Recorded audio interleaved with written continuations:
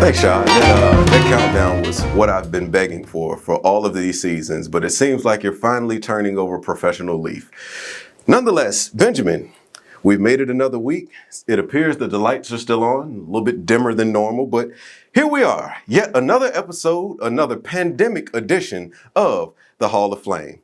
The most luxurious, the most amazing, the most profound, and the most luxurious talk show that you've ever seen on public access. It is I, the gorgeous one, Gorgeous Geravis. You just said luxurious twice. Facts, though. It seems as though my stagehand Shadrick and the unruly studio audience is going to point out some of my mistakes. Although I am gorgeous, I am not perfect. We don't have a budget for a teleprompter, so I'm just coming off the top of my head. Would you like to expound upon that? No, I'm good. Okay. Nonetheless, tonight we are still being brought to you by Bootstrap Burts. All of the sauces for all of your needs for every occasion. Get you some bootstraps. Tonight's episode kind of hits me a little bit in the heart. It just brings back a sense of nostalgia. This gentleman that'll be coming on the show tonight is someone that I've watched grow up from a wee lad up into a grown man, or whatever he'd like to call himself these days.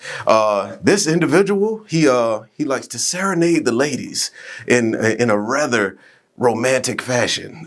He takes me back to the days of Peebo Bryson and Johnny Gill. Haven't seen anybody this profound since Tevin Campbell, before the braids. Nonetheless, tonight we will be embarking upon something that the ladies have been clamoring to see. Well, in two shakes, I'll be joined on my right and your left by my guest tonight, a long friend of the family, Mr. Jon Echols. So what we'll be doing right now, I'm going to kick it to Augustus in the field that can give us a little bit of word about what we have going on here tonight. And you all stay gorgeous. We'll be right back. Ooh, yeah, yeah. Gus is live from the field. Mr. Echols coming to the studio. Yeah. Gus's, man, we here. Jon Echols coming to the studio one more time. Yeah. Back to the studio one more time. He almost was about to forget to give us a countdown to lead us in. It's very, very typical of his characteristic. He's a very unsavory individual. Nonetheless, as you can see, I'm joined by somebody on my right and your left. Could you introduce the... Calm down. Calm down. It's okay. He's not Mr. Steal Your Girl. Have a seat. Have a seat. I'm sorry. He gets a bit territorial. Okay. Yeah, man. He's very aggressive. Okay. Yeah, he's a recovering alcoholic as well. Tiny liver. But nonetheless, joined by Jon Echols. Jon Echols, what's going on, man? Don't squeeze too hard. Oh, my bad. It's a pleasure to be joined by you on the Hall of Flame. I'm glad that you could take a break from your heavy recording schedule to join us on this little tinker shop we got going on here. Most definitely, man. I appreciate the love. I appreciate the opportunity to be on the show. As you should. Yeah. As you should. Big facts. It is one of the biggest facts you've ever stated. All right. So could you tell, I know a lot of people know you, but some of my viewing audience might not know who you are. Could you explain to the people, who it is and who you are and what it is that you do? Yeah, so my name is Jon Echols. I'm from Hampton, Virginia, singer/songwriter for the 10th Music. So that's what I do. That's it? I mean, that's all that really matters, is what I do for the 10th Music, right? Okay. Singer/songwriter from Hampton, Virginia, from the 757. Definitely raised. I definitely work in the community as far as working with kids and everything as a high school advisor. Okay. We don't need you to go into your philanthropy. Facts. No, I got you. Again, this is my show. All right, I can see. Yeah, grab the bull by the horns and give a nigga rope. You want to be a cowboy.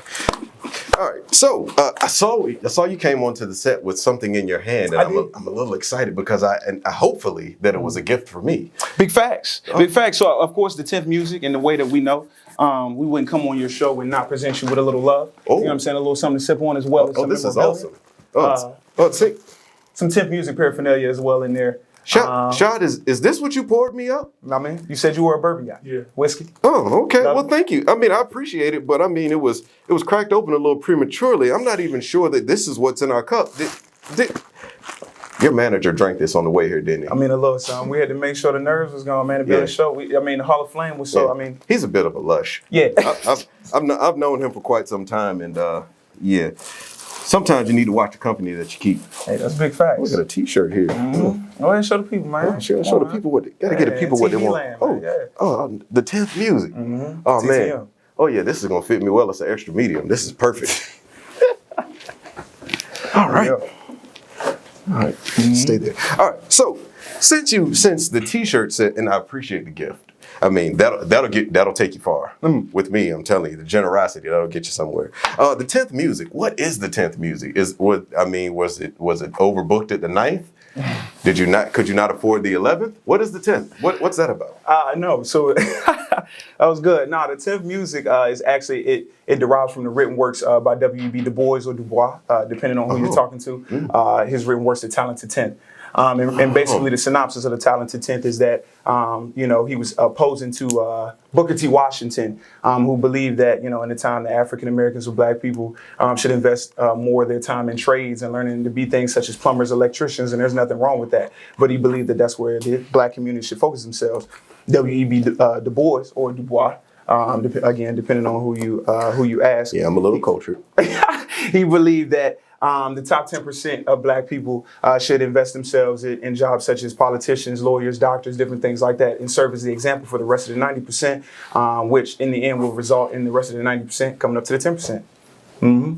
So the talented 10th. That's what I forgot my watch.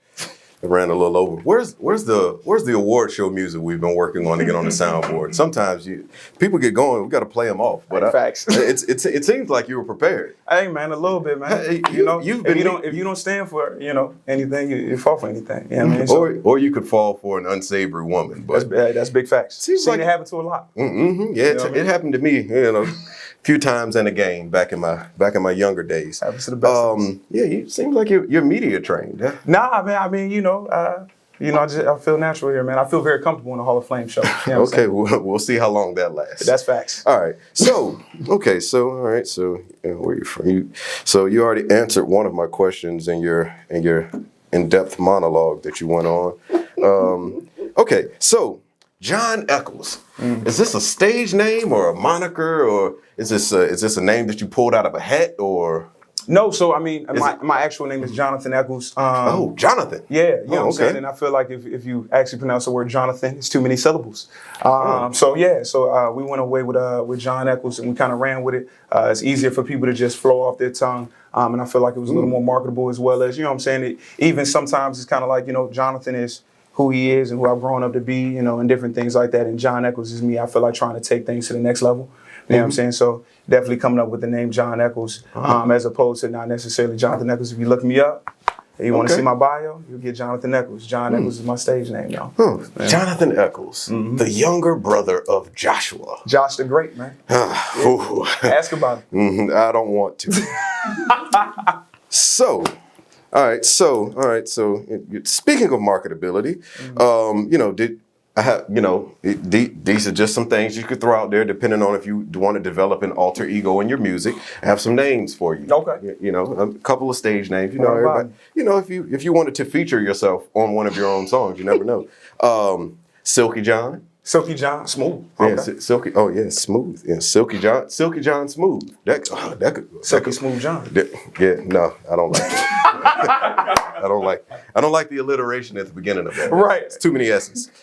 Cisco the second. I got to dye my hair for that one, don't you think? Oh no. I mean, the second you could be the rebirth. Have my jacket hanging off. Of course. Yeah. I mean, but can you run on top of women? I can't. Okay, all right. Well, I wouldn't do that. I'll scratch that one. Respect for womanhood. I'll scratch that. You haven't seen the Thong Song video? Like, he literally ran on top of women. I saw it. That's why I'm not Cisco Part 2. Oh, Or okay. Cisco the second, as you like this. Okay. The Deuce. Okay. Jonathan Q. Soprano. Jonathan Q. Soprano. I mean, I got a few high notes in my register. Okay. All right. That could work. All right. And of course, this is the best one I came up with. I'm telling you, man. And you can have it for free. Orange Juice, Jonathan. That was the best one you came up with? It was the best one. I'm telling you, man. Wait a minute. You got it, brother. You the genius. Are you attempting to insult me on my own platform? Absolutely not. Wouldn't do that. That would make Are no you sense. familiar with Orange Juice Jones? Orange Juice, not familiar. I saw you and him walking in the rain. You were holding hands, and I. No, when did that song come out? Oh my goodness! And you're an R&B singer, Yeah. and you don't know your roots. Oh my goodness! Whenever you get a chance, have Take a listen. have your manager pull that up. As a matter of fact, cue that up so it could be something that you all check out on on your travels back home. Oh my goodness! I appreciate that, man. I'm always trying to learn. Yeah, you should have done a little more before you came here. All right, so you're in the R&B genre. It's very it's very multifaceted. It's very soulful, and you're coming from a place of feeling. Right. So how long have you been crooning? Crooning? Crooning. Yeah, with an N. Okay. Crooning, singing. Okay, there we go. I was looking for the layman's terms for that. I didn't quite. But no, crooning. Singing. Definitely been doing that all my life, man. Started in the church. Yeah, man. So my dad's been a pastor in my church since I was about 5 years old. Been serving in the choir for about that long. That's where I originated from. Singing. Found my passion for music through hymnals. Okay. You know what I mean? So make a joyful noise. a joyful noise, man. So I guess I need to. A couple of questions I need to take out of here now that that because your father may be watching this, and I would hate for him to think of me of anything less than an upstanding gentleman. Father Echols, my apologies in advance.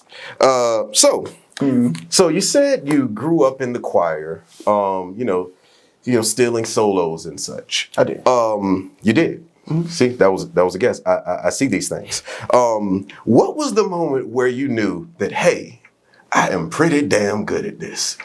Actually, I was about 9 years old. I was singing in the shower, and my sister heard me singing in the shower, and I guess she told my family. And after I got out of the shower, got dressed and everything like that, my dad actually tossed me a hymnal book and told me to sing in front of everybody. Ooh. And that was Put you right on the spot. He did. And that was when I realized I was actually good. I know I like to do it. But that's when I realized I was actually pretty decent at it, So. All right, at the tender age of 9, you were about 5 years behind where Michael Jackson was. Correct. When he began. Okay. But I mean 9 isn't bad. I mean, some people, it takes them till about 17 or 18 to discover their genius. So I mean you're. So it is genius. Sure. Thank you. I mean, it's a level of intelligence. I mean, there are multiple different levels of intelligence. Just isn't just you being smart. I mean, you have musical intelligence. You have a couple other forms of emotional intelligence and some other things. But I'm sipping on this bourbon. It's kind of hard for me to pull from my Rolodex at this point. But it's a form of genius. All right, so. Deep question here. Okay. So, as an R&B artist, the women are always clamoring to get all of their desires met by a gentleman such as yourself. Right. So, have you ever used your vocal ability to serenade the panties off of a young damsel? Yeah. Definitely growing up, did a lot of singing, especially in high school. Yeah, most definitely. Well, I mean, would you like to take the opportunity to possibly serenade one of these ladies that could be in your inbox? Yeah. Keep it brief. Sometimes love fades away, not the time or place. It's just not the same. No growing pains. Now pray for the day that your memory fades. It's a part of the game. No growing pains.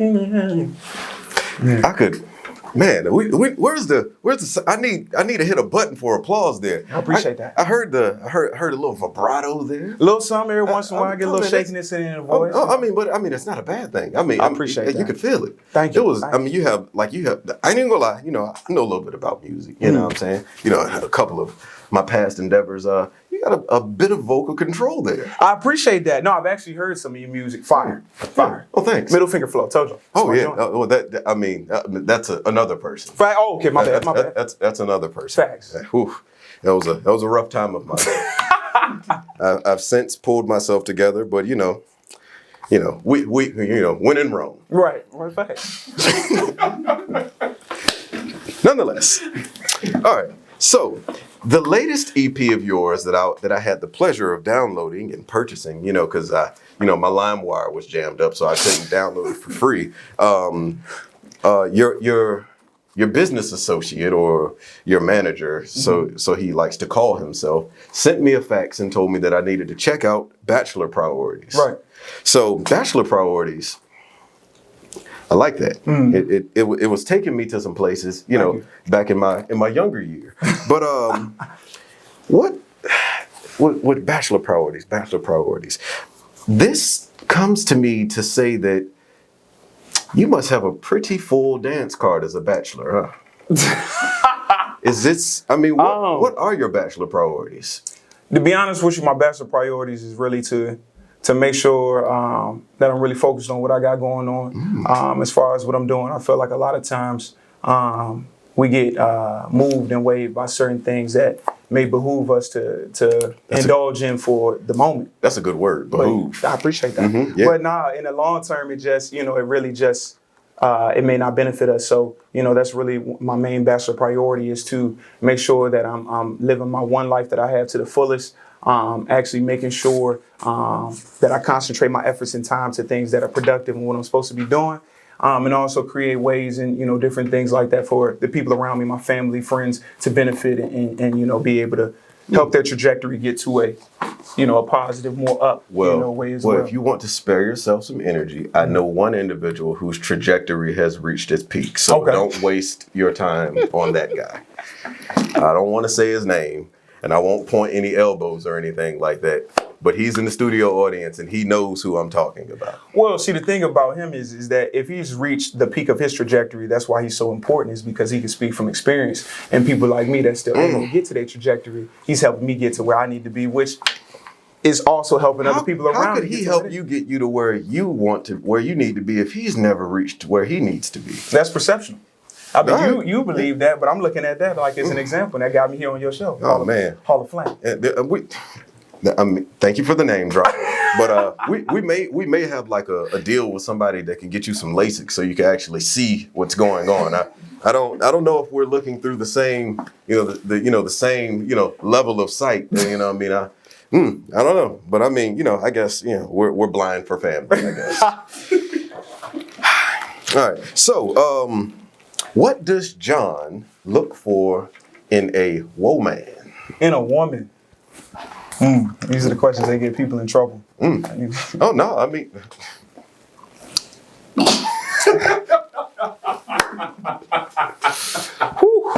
Nah, I mean, for real. I need a woman who really, I mean, she definitely has her own thing on what she's going on, or what she's doing, and what she has going on. As far as ambition and her own dreams and goals and things like that. But also at the same time, I need a woman who understands as much as I support her and everything that she has going on, I need that as well. Because I am trying to, take things with the 10th Music and, in my business along with my brother, co-founder / manager, and really take things to the next level. And I need a woman who to support that. You can leave him in the past. It's okay. I would never. No, but seriously, like on some real, I definitely need a woman who just really is supportive in that wave, and really, just helps me with my foundation to take everything that I have and the people around me to the next level, as well as me, providing that, that positive and that encouragement and support for her as well. So essentially, you're looking for a woman to be your equal. Correct. Someone that can reciprocate the energy that you're giving out. Has to. Shot, are we okay over there? Great. Everything audio visual still working? Peachy? Everything's still good. No? Okay, all right, man. You looked like you were a little asleep over there. No. Yeah. So one thing you need to do is, have a good team around you. Right. Learn from my mistakes. I wasn't able to hire a good team around me. I inherited the team that I have around me due to some debts that my family has. So, take it as you may, whatever it is. Shadrick, we love you. Fuck you. This is rough. It's rough. I'm telling you. How we doing on time? Yeah. 18. Oh, okay. Well, we're flowing along smoothly. All right. Because in past seasons, the more I drank, the longer the interviews dragged on, and so we're sipping, brother. We're trying to be a bit mindful of. I mean, it all wasn't good content. You just bullshit. I don't know. To be honest, most of those interviews, I didn't know what I said until the interview was released on YouTube. So I think I'm doing. I can drink to that. I'm doing a better job of being coherent and understanding what I say, how I say it, and meaning every word that comes out of my mouth. But man, those were some dark days. And 99 behind you. Yeah, and 999 Patagonia Parkway at the previous address of the Hall of Flame. It was some dark days. Okay. There were some dark days. Okay. I got assaulted by a rap group. Oh, for real? I did. It was like Migos and Joe Budden? No, they actually put their hands on me. You ain't had the security. No, they put. See, we're working with a meager budget here. They caught me when I was slipping. They put their hands on me. They put their feet on me, and then they took over my show. They put your feet on. So they stumping you out. Essentially, yeah. I had a Jordan swoosh imprint in the back of my head for a few days. So all of you could have called. That's what I'm saying. You could have called us, man. Could have called your man. I mean, I couldn't get to my phone. It was like that. It was some smoke in the city. It was swift. I mean, before I knew it, I was looking at the ceiling. I feel that. So all of the members of Breeze Park, just remember, your days are still numbered. Well, can we toast the brighter days? Can we? Are they coming? You starting with me, so I would say yes. Have you? Really? Yeah, man. So we could timestamp this, and if the brighter days don't come back, I can attribute this to you giving me false information. Yeah, I bet on myself 100 times. Oh, okay. All right. Sure. Oh, yeah. Mm-hmm. Woo. It seems like it hit a little bit harder after that. I put a little hair on your chest. Yeah, I shaved mine. Yeah, you got to be a little bit more. You got to be hydrodynamic. You got to be able to swim. You got to be able to float through life. You know what I'm saying? The chest hair just holds you down. Women like a healthy nigga. Yeah, they do. They do. Mm-hmm. Right. They don't like king beef. That's facts. All right. So, of all of your projects that you've put out, if you could approximate, how many projects or how many songs have you recorded? Have I recorded or put out? Put out. About 30. About 30. Strong 30. That's a good number. 30 for 30. Mm-hmm. Okay. Not including features. Not including features. Okay. All right. All right. Let me not write that down. Okay. So, that completely just threw me for a loop. Oh, okay. All of the songs that you've recorded. Right. What would be your favorite? Growing Pains. Oh, the one that you just gave us a snippet of. Correct. Mm-hmm. So I like that. I've listened to that, and I like the story that the song told. You know, I mean, it was very climactic. You know, towards where it did its thing. Mm. But my favorite, which was very brief, and it kind of left me wanting more. Right. Pause. It's On the Way. On the Way, yeah. On the Way. I mean, the intro to Bachelor Priorities, I believe, it took me places. I appreciate that. It made me feel like I was, like whatever was happening was on the way, and then I was like, well, damn, I guess it's here. Like, what was the thought process behind making that so short? Because I was just getting into my bop. No, no.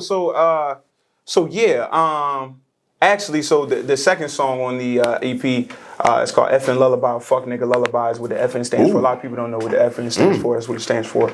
I was actually in the process of writing that song. I had written the first verse. Mm-hmm. And sometimes, you get like writer's block, or, you just losing inspiration for that beat. So I went to another, a beat that, we had in the holster.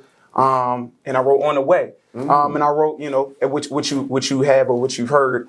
And I was thinking of ways, to be creative, to continue to write it. But I was speaking with Josh, the guy that you said reached his plateau.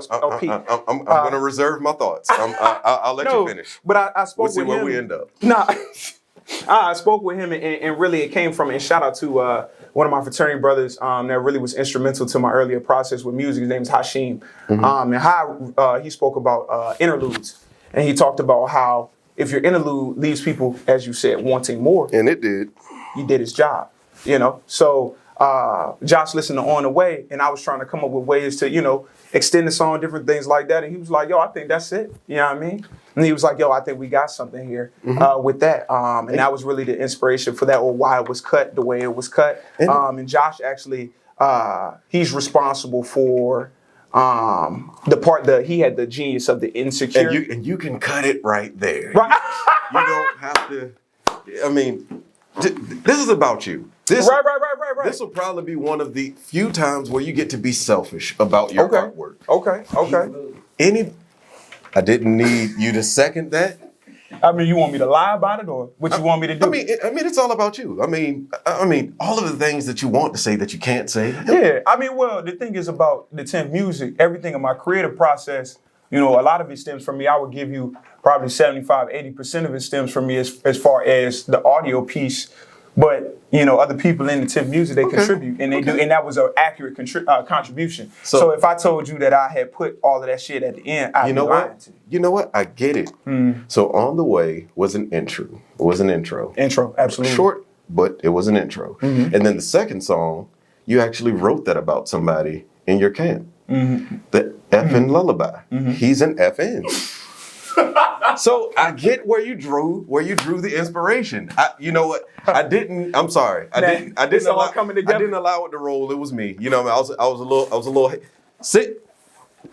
haste. I was a little haste with my words, and I apologize. But there's no love lost between me and Brother Joshua. Okay. All right. So we are okay. Oh, so do you have any upcoming projects or visuals that you'd like to make? In the little bit of what you were just saying prior to this, you mentioned that you were in a fraternity. Would you care to speak to the people about what fraternity you were affiliated with? Yeah, no, absolutely. I filed for Fraternity Incorporated. Shout out to the Upsilon Beta chapter at Christopher Newport University. That's where I crossed, spring 13. 1906, huh? 1906, 06, yes sir. Okay. I know a couple of individuals who are that rock that black and gold. Rock that black and gold. I feel that. Yeah, I attended their probate, and to much fanfare, a couple people that came out with him, they were a little upset that they didn't receive the same amount of audio love that I displayed for him. But nonetheless, shout out to Joshua and Ooch. Shout out to Ooch, man. The facts. All right. So, okay. Any upcoming projects or visuals? Absolutely. So definitely, me and the rest of the 10th music, we definitely have our visuals that we're lining up because we feel like the audience and our people really deserve to see some face to face. But we definitely have another EP that's that we're working on right now. It's pretty much done. It's and we'll be releasing it soon, probably within the next couple of weeks, or within at least the next month coming out. But yes. Oh, and I'm glad that I lined these questions up as such. Really? So you're just gonna disturb my chakras like that, and expect me to just see? You say your chakras? My chakras. They're not in alignment. So I feel that. So I'm glad I wrote these questions as such. You talked about your visuals and being seen by the people. Yeah. Is there any room for a collab or an appearance by a gorgeous person such as myself? Big facts, actually. So yeah, that was one of the things that I'm glad that I can pressure you on your show. Me and the rest of the 10th music, we were talking especially about our visuals. We actually did want to include you in at least one of them. Oh. If you can bring your personality and everything, that definitely. Oh man, I could chest no out. BS. Real talk. Chest out. Chest out. Hey, but it's shaved. Absolutely. Oh, yeah. Yeah. Look at my muscles. Yes, I'm ready. I'll wear. You know what? I'll phone in a favor to one of my friends in Nepal, get them to send me something that they were going to ship to Paris Fashion Week. Yeah. But I'll make sure I get it ahead of time. So Nah, I mean in the contract it explicitly states that you have to wear a scarf and on the head and oh, of course, around your neck, of course, Okay, of course. no, I mean, you. I wear only the finest of Egyptian silk. So Right. we will not fall short on that. All right. So in closing, I have a couple of questions. Okay. All right. Shoot. First, who is your favorite artist of all times? Or it could be an artist that you would like to work with. Can I give you two? Can I give you my favorite of all time? But can I give you who, as more recently, has really? I'm like, this is my guy. Sure. So my favorite of all time, just paying homage, especially to Virginia in particular, is Chris Brown. Chris Oh. Brown is my favorite artist Breezy. of all time. More recently, who I listen to on a day-to-day basis, Lucky Day. Love Lucky Day's music. I think Lucky Day, one of the smoothest guys out. I think he produced a real R&B. I love his sound as far as, having a live band with him. The way that he works, the way his music sounds, the content, the way he writes his songs. Yes, huge Lucky Day fan. Huh. Okay. All right. So, your favorite producer of all time? Pharrell, That quick? easily. Okay. All right. Not even a comparison. Timbaland, of course, is in that top 5 for me, top 3 for me, but Pharrell is number 1. Okay. A little skateboard P. Yeah, skateboard All Pete, right. most definitely, man. Man. Yeah. I have bought his line of skincare. Oh, for real? Oh yeah, I mean you all might not be able to see it because my face is covered up, but I'm glowing. Why you do that? I saw an interview where he said that the secret to his stuff is just putting cold water on his face before he moisturizes his face. Well, I mean I do a little bit of that, but it's what it Okay. is. All right. Favorite song of all time? Of all time? Of all times. Mine is Dirty Diana. You know what? It's definitely from the Painted album, from the Lucky Day album. Probably right now, my favorite song of all time is probably Roll Some More. Roll some more. Love that song. Yeah. All right. And while we're on that topic, who is the greatest wrestler of all time? Wrestler? Like WWE? WWE, WCW. Rey Mysterio. Oh, Yeah, Rey Mysterio, man, I used to love the way he was really acrobatic. yeah, he was. And I used to love to see that flying off of, the 619, Yeah, where he would come the around, 619. throw you against the joint, then slide out of the, come back and kick you. Yeah, Rey Mysterio, man. Well, I'm about to come back around and kick you because Gorgeous Geravis is the greatest wrestler of all time. Every move set that you just mentioned right there, they stole it from me. They stole it from you? They stole it from me. So you were a heavy WWE. All right, so what you probably won't find is any of my work in the archives of the WWE network because I have a long-standing piece of litigation that's going on, but nonetheless, I've hit yet another crossroads with my team. Okay. I had some unbridled passion going on there, and he just halted that. But you'll never see any of my work on the WWE network. There's a lot of red tape, a lot of litigation that's going on, a lot of impending trademark lawsuits and such. The Nature Boy, he stole the limousine Nature riding, jet flying, all that came from me. I was the first person to paint faces and come out looking like a surfer. Sting stole that from me. But anyway, in closing, could you tell the people at home where they can find you? Facebook, Instagram, Christian Mingle, OnlyFans, whatever it is you kids do nowadays. Yeah, no, I'm just messing with y'all. Facebook, you can find me at Jonathan Echols, or you can follow the fan page of Jon Echols. Instagram is Jon Echols _music. And Twitter is the 10th 3_. So yeah. So absolutely. And also if you find me on Instagram or any of those pages, you can look into the bio. You can find a link. It's usually a link tree. And it has all my music and different content, whether we have visual content or different things like that. One click of a button, click in there and you can get straight to it. Oh man, this is, you know what? I was, prior to this, I was a little concerned with your ability to handle yourself in a media setting, but I think you handled yourself well. I appreciate it, I man. think you've gained yet another fan out of me. Thank you, man. I And appreciate that doesn't happen often.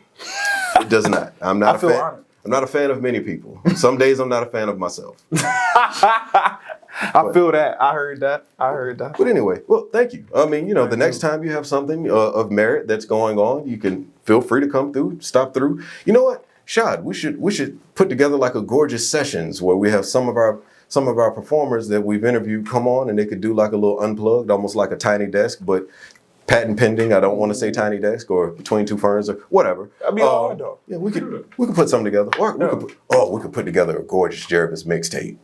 Best of 757. Is that what you're going with? I mean, not up 757. I've had the best of 757 on this show. Oh, okay. Yeah, so I mean, Now that I've gotten up here. yes, Okay. yeah, you've rounded it out.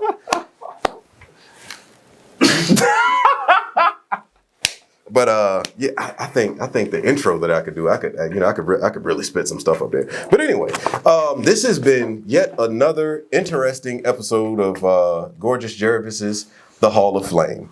It's been a pleasure to have you on my show. Make sure that you find another road manager whenever the pandemic opens up. And till the next time, I've been Gorgeous Geravis. That has been Benjamin the First, and I don't know what he has going on over there. Hopefully next week the lights will still be on and we'll be returning to the #1 show on public access. Until then, you all stay safe, you all stay 6 feet apart, and most importantly, you all stay gorgeous. See you next week.